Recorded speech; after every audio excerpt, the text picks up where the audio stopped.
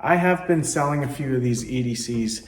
The personal impact and control tool that Dennis Eisenhower made many years ago. And I just want to talk a little bit about this. When you use this, you can have it in forehand grip, you can have it in reverse grip. It doesn't really matter. All you gotta do is box with it. The primary target with something like this is gonna be the eyes and the throat. Secondary targets are all over the place. You can hammer fist the collarbone. You can jam this into the side of the head, behind the jawline. You can press with this. You can hook with this. You can hook into the nostril or the ears or the, if you're in a clinch or a grapple. Pressing in a grapple is kind of surprising for people when they feel it. Hooking behind the clavicle in here in this notch is painful. Scraping with it can be painful. Remember, with an adrenalized drunk or drugged up person, pain may not be something that will affect them, but if you take away their breathing, yes, that will affect them. For passive resistance, pressing can be effective. Again, my preference is in the beak down position here, because it just lends itself to be a natural way of using it. Now I have more of these coming out through Tack Knife. They built this beautiful compression Bundok PICT, and so you can hit heavy bags, hit your equipment and not wreck it. Press, you can hit a little, it's still gonna hurt. It's still gonna hurt, but you can use this a little more roughly than you can use this one when you're training with a partner. Just adds an element of safety. It bends a bit, but it's still fairly strong. So if you're gonna train with this, Tack Knife has this excellent tool to use. And I can't wait to see their generation 2 of these instruments, because they're doing it out of high density plastic, and I'm really looking forward to seeing that. I think that will be an excellent piece of kit. I'll just show you a couple of combinations on my training dummy. Thank you. Here I am using the compression PICT on my wall-mounted torso dummy.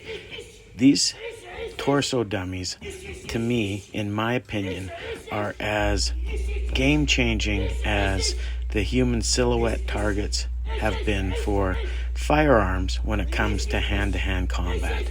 You can pinpoint where you want to strike: jaw, throat, solar plex, ribs. It's a great training tool.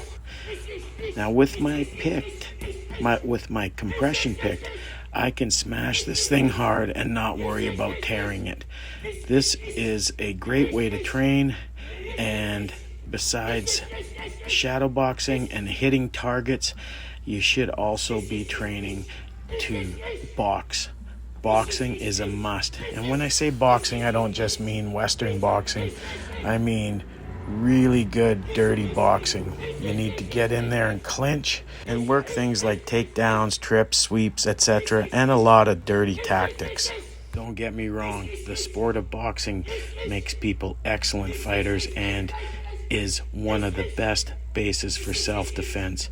But when it comes to this kind of training, you want to be working on dirty tactics. Fair play has no place in self-defense. And while you see me going at the eyes and stuff here, I'm also hitting the body. Now mainly I use body shots to open up the head, because I want to hit the throat, the eyes, the bottom of the nose, the nose itself, and the jawline, behind the jaw with this thing. I want to make sure that I'm hitting in a way that will cause damage. I want to train to be ruthless until it's time to not be ruthless. So I will give you a couple combinations to practice. Jab, cross, hook, straight.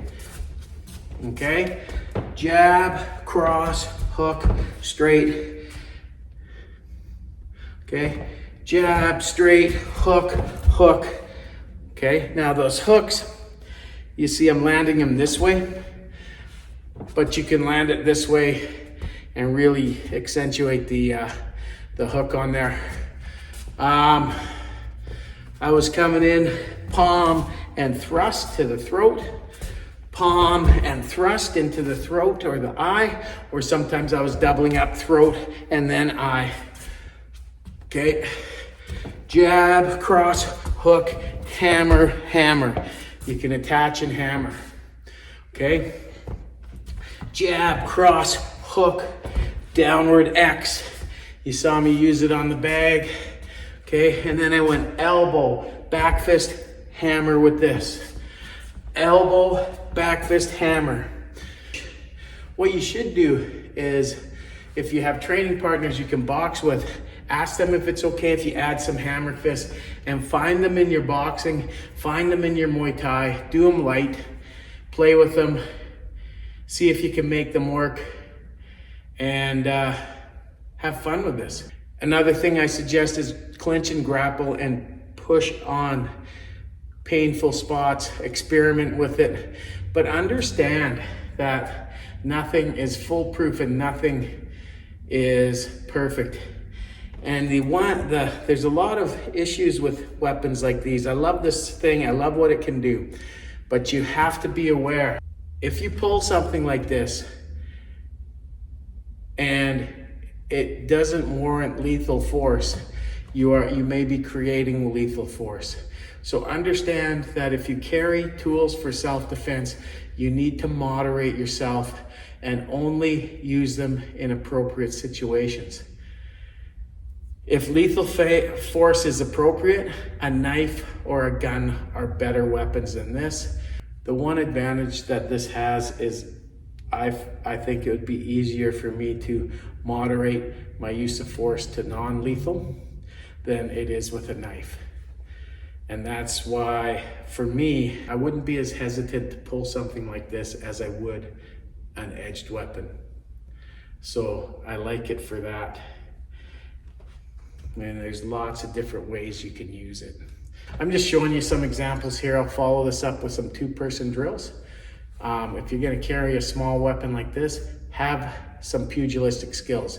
Get into a gym, hit pads, train, spar, fight, do what you have to get your skills up. And you may find that this just is something that you may never have to pull because you'll be confident in your skills to use your hands, and this is only for the absolute worst case scenario. Because believe me, if I jab this into an eye, I jab this into a throat, it's gonna have an effect. So you don't wanna use this just willy-nilly. You wanna have good self-control if you're gonna carry something like this. Thank you.